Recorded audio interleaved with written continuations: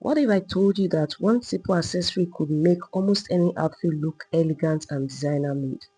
In today's tutorial, I'll show you exactly how to cut and sew this beautiful detachable capelet from start to finish.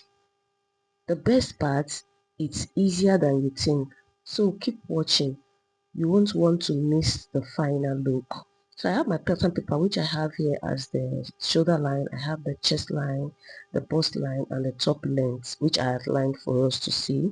So from this point now, when you have your lines like this, what you need to do next is to look for your shoulder divided by 2, which I have mine as 15 inches divided by 2 will give me 7.5. I imputed the 7.5 here, which I took down to the chest line. I also measured the 7.5 on the chest line here. Then I'll connect the 2 points together with a straight rule, just like this. So after you've done gotten this, what you do next is to determine the neckline, which I'm using 3 by 3 for the front, which I'll be cutting the front and the back pattern on one. I'll be using the front and the back on one pattern. So I did 3 by 3 on the front side.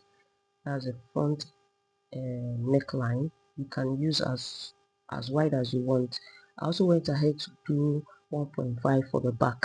You can also use 1 inch. So I did 1.5 for the back, which I connected to the 3 inches line like this. So after I'm done doing this, I went down on the shoulder, and that's the shoulder line here, that's the armhole line. I went down by 1 inch, then connected to the shoulder line just for shoulder slant like this. So after you're done doing this, what you do next is to determine your bust line. So I did a bust divided by 4, which mine is 40 divided by 4 is 10. I mark the 10 here. From this shoulder slope line, from the shoulder slope line here, you come down by 3, come out by 3.5. So I measured the 3.5 from here, which I marked on this part here. So after you connect to the straight rule, just like this. So after you're done doing this, what you do next is to measure what you have left on the armhole line, divide by 2, which I'll mark here. Then go in by half of an inch. I'll mark half of an inch here. Then connect to the bust point line for the armhole curve. But we don't need this. I'm just marking this. It's not necessary.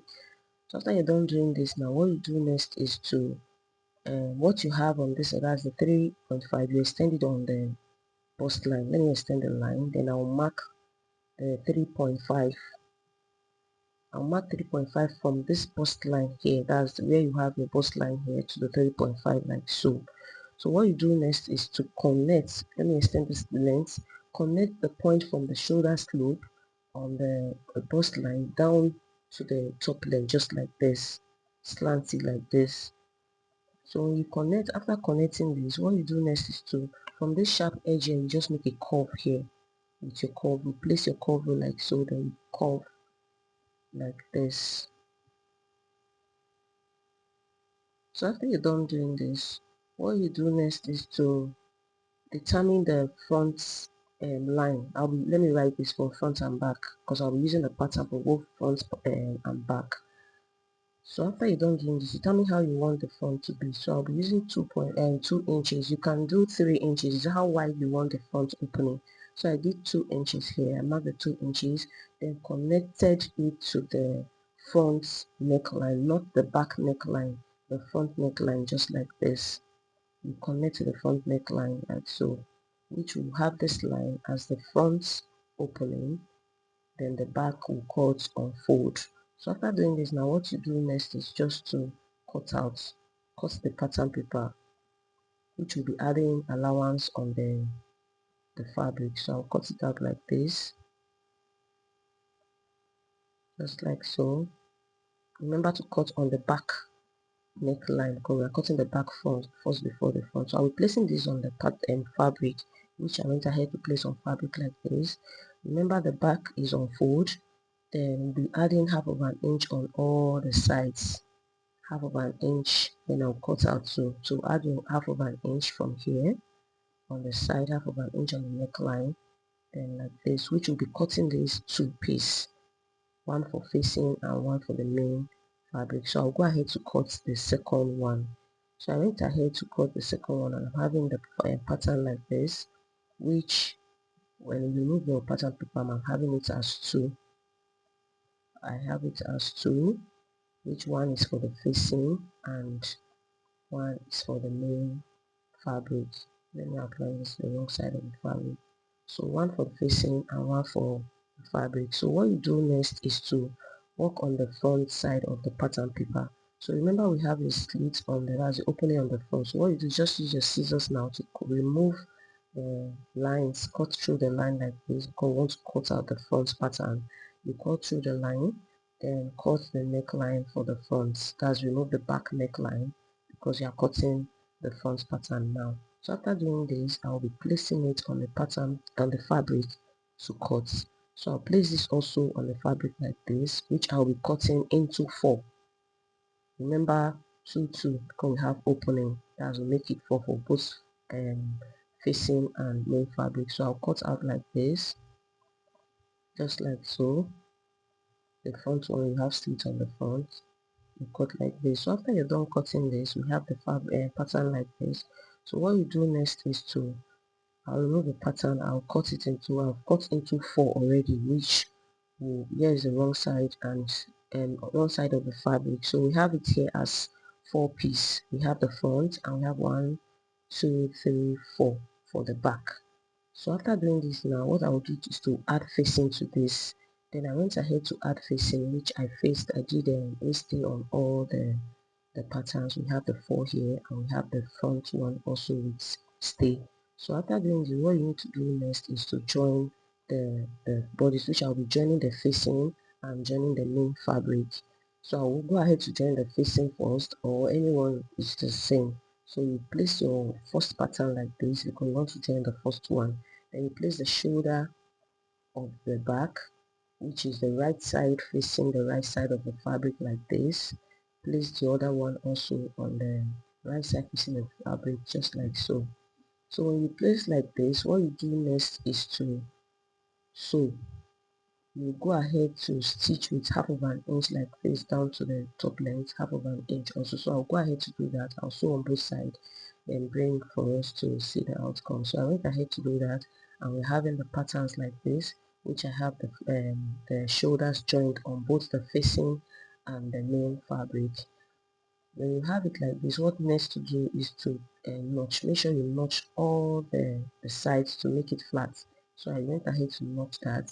I notched both the facing and the main fabric together. So if you like, you can iron now, or you leave it. It's up to you how flat you want your top. So I'll go ahead to iron it. I iron, then after which we're having it, we'll have it like so. You can still iron after sewing the two sides together. So what you do next is to place the right side, then the other one for facing the right side, facing right side of the fabric, then join the shoulder lines. Make sure the shoulder seam is together, that's a neck seam. You have to pin that down to make sure the lines are meeting. So I'll pin here down, I'll pin the other side of the neckline also, the points down like this, just like so. Then I'll go to the machine. I'll have to stitch. You sew close everywhere. So I'll close all here, close the sides, the the down part here. I'll close all the sides, but you can leave opening. You can leave your opening here anywhere, just a little opening like 3 inches or 2 inches opening there. You sew. So I went ahead to do that, which I stitched all. I left about 2 to 3 inches opening. I notched after sewing. I notched all this and open, that's the excess allowance. So I left about 2 to 3 inches, which I'll be turning. So I'll turn from here. I'll remove the right side from this hole here.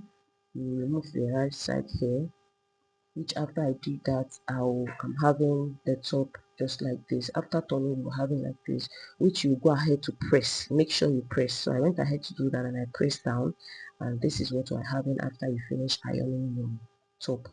So I hand stitched the excess, that's the opening that is left. So I have to do this, and we're having it like this, and we have the back just like so. So after you're done doing, what you need to do is to fix and hook an eye. So I had to do fix hook and eye on this. You can do button too. If you want button, what you need to do is just to fix your rope inside when sewing the allowance. Then your rope will come out on the right side. Then you fix your button. But I'll be using hook and eye, which I'll use the black same color with the fabric. I'll be hand tacking the hook and eye.